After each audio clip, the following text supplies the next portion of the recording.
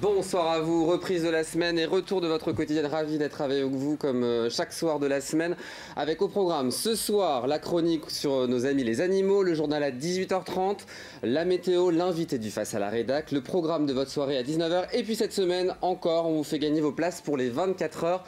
Camion, le 18h15 Le Mans-Sarthe en ce lundi 18 septembre, ça commence maintenant.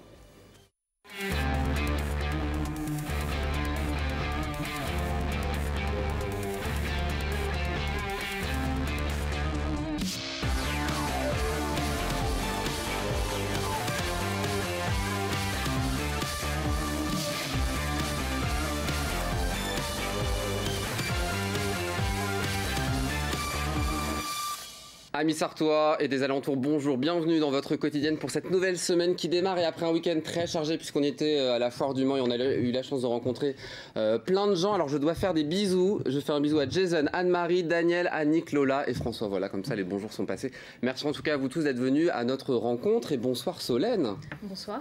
Solène Landais, bénévole de la Ligue de défense des animaux de la Sarthe et tu seras là régulièrement pour nous parler de nos amis les animaux. Tout à fait. Et ce soir on parlera. Donc ce soir, on va aborder plus particulièrement donc, le principe des refuges, comment ça fonctionne plus globalement, et donc voilà, plus particulièrement le refuge de la LDA donc, à Neuville. On en parlera dans quelques instants. Et Michael Texier est aussi sur le plateau. Bonsoir Michael. Bonsoir Aurélien. Ça va Michael? Oui, ça va bien. Et vous-même? Très très bien. Oui, très bien remis de ce week-end à la fois. Ben oui, on a vu Ingrid Chauvin notamment, formidable. Grand plaisir de la voir. Et grand plaisir de vous retrouver aussi. À 18h30 pour le journal, on parlera de cette grogne autour de la LGV. Ouais, c'est ça. Elle est mise en place depuis 2 mois et demi en Sarthe. Ce train à grande vitesse qui traverse la Sarthe et qui gêne par le bruit, par les vibrations ces riverains qui s'étaient installés à la campagne et qui se retrouvent avec un train au bout de leur jardin. Une réunion de crise presque a lieu en ce moment même à la préfecture de la Sarthe. Et puis à 18h45, on trouvera notre invité du Face à la Rédac, c'est Laetitia Ogentra, chargée des relations publiques au sein de l'association 40 millions d'automobilistes. On parlera d'un livre blanc avec elle qui vient d'être créé. 21 propositions pour la sécurité routière, 21 propositions depuis le point de vue de l'association 40 millions d'automobilistes. C'est donc dans le Face à la Rédac de tout à l'heure. Mais pour commencer, l'image du jour, et cette semaine on a décidé de vous faire revivre ce week-end fou à la foire du Mans. Et on commence ce soir avec la flambée qu'on a rencontrée à la foire et on a rencontré la responsable de la communication, Marina Rosé. Regardez ces images. Et on est sur le stand de la flambée avec la responsable de la communication, Marina, qui m'aide. Marina, on est là pour parler évidemment de ce spectacle qui va démarrer début décembre. Oui, c'est ça, le spectacle sera incroyable. Et alors, qu'est-ce qui va s'y passer dans ce spectacle? Des nouveautés? Bien sûr, tous les ans des nouveautés, un spectacle entièrement renouvelé, avec de l'humour, de la danse, des numéros visuels et de la magie cette année, beaucoup. Donc si on veut réserver, on vient vous voir directement ici? Oui, alors on fait une offre pour la foire, on vous propose de réserver en avance et au tarif réduit. Et si on veut réserver après, on peut aller directement à la flambée? Oui, c'est ça, à la salle des concerts du Mans, rendez-vous à partir du mois d'octobre. Le 3 octobre, les réservations sont ouvertes. L'autre activité, c'est le pâtisse? Oui, c'est notre cabaret qui est situé rue des Stades. Donc là, c'est un autre lieu, une autre ambiance. Mais c'est sympa aussi, c'est à découvrir. Ce sont des dîners-spectacles. Merci Marina. Est-ce qu'il y a d'autres choses qu'on peut dire sur la flambée? Les ateliers aussi? Les ateliers, on a un spectacle qu'on va démarrer à Noël. Donc là, c'est vraiment un spectacle familial pour les enfants qui s'appellera La boutique de Noël et les jouets magiques. Là, c'est une petite comédie musicale pour toute la famille. Merci Marina. Merci. Et voilà toute l'actualité de la flambée. Et toute la semaine, évidemment, on découvrira plein de stands. Restez avec nous, bon, vous allez pouvoir bien rigoler tout au long de cette semaine. Mais pour l'heure, c'est l'heure de la chronique du jour.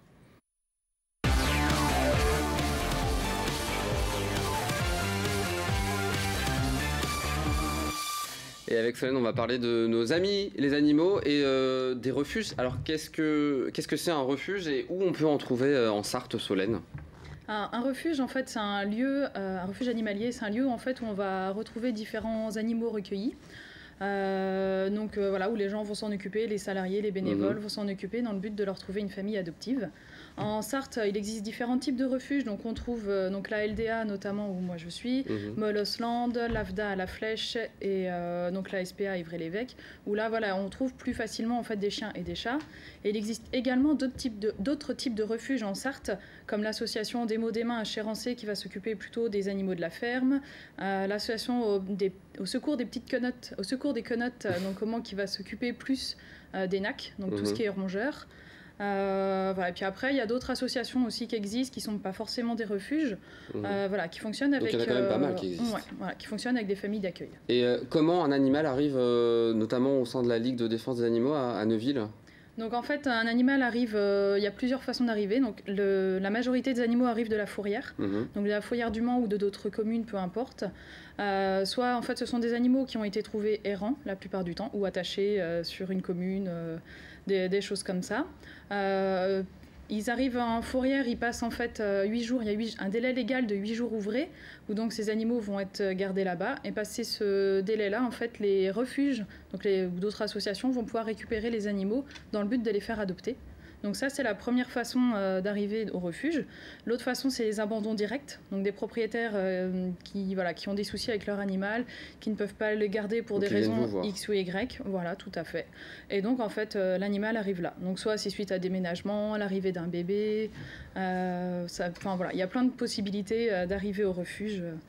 Avec des incompatibilités d'humeur avec le chat du voisin, le chien du voisin. D'accord. Il y a plein d'animaux, j'y suis allé à la Ligue de défense des animaux, il n'y a pas que des chats ni des chiens, c'est une vraie ménagerie en fait. Tout à fait. Donc effectivement, il y a essentiellement les chats, les chiens, c'est la plus grosse partie. Il y a quelques rongeurs aussi, des fois des lapins, des furets, ça dépend un petit peu de ce qui arrive et de ce qui part. Il y a également des chevaux, des ânes, des chèvres, des moutons, différents types d'animaux qui sont recueillis là-bas. Et vous en recueillez plus cette année ou les autres années qu'avant? Comment ça se passe? C'est quoi la tendance là? Là, c'est à peu près... Il y a eu beaucoup de chatons par contre cette année. Les autres années, voilà, il y a globalement beaucoup d'animaux qui arrivent au refuge.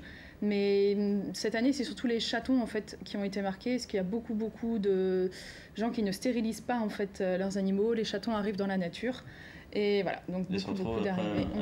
Au bout du compte, donc, c'est mignon, c'est facile à placer, mais bon, après, il faut les faire stériliser pour pas que ça recommence l'année suivante. Et de quoi vit la Ligue, notamment de défense des animaux? Comment financièrement vous vivez?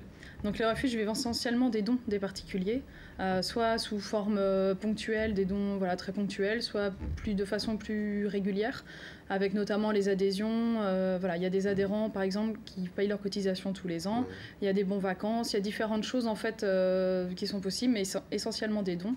Il y a des aides également de 30 millions d'amis, notamment pour tout ce qui est frais vétérinaires qui participent, selon les années, plus ou moins. On fait également des opérations caddie pour pouvoir récupérer de la nourriture. Donc voilà, plein de façons, mais essentiellement les dons et un peu de pension également à la LDA pour les vacances, pension chien et chat. Dernière petite question, comment, si on veut adopter un animal en refuge, est-ce que c'est gratuit ou est-ce qu'on paye? Est-ce qu'on peut récupérer des animaux directement au refuge et de quelle manière? En fait, pour adopter, donc, il y a des frais d'adoption, parce que du coup, un animal est obligatoirement identifié et vacciné avant de partir du refuge, donc que ça soit chien ou chat. Donc du coup, il y a des frais qui varient de 60 € pour un chaton à 180 € pour une femelle chienne adulte. Voilà, donc les frais varient, mais voilà, c'est nécessaire puisque du coup, l'identification est obligatoire avant toute cession d'animal, même entre particuliers normalement. On vous invite évidemment à aller à cette Ligue de défense des animaux, voir notamment Marielle Béas, la présidente. On rappelle donc ldas72.fr, toutes les informations, le téléphone 02 43 25 57 43. Et Solène, on aura la chance de vous retrouver régulièrement pour nous parler des animaux et de leur santé, bien évidemment. Merci en tout cas pour cette chronique. Demain, c'est Émilie Choteau qui sera sur le plateau pour une chronique littéraire. Elle est conseillère de vente éditoriale à Cultura qui ouvrira ses portes mercredi. Une page de pub et puis on s'intéresse à votre soirée. Et puis on va jouer aussi pour gagner des places pour les 24 heures camions. À tout de suite.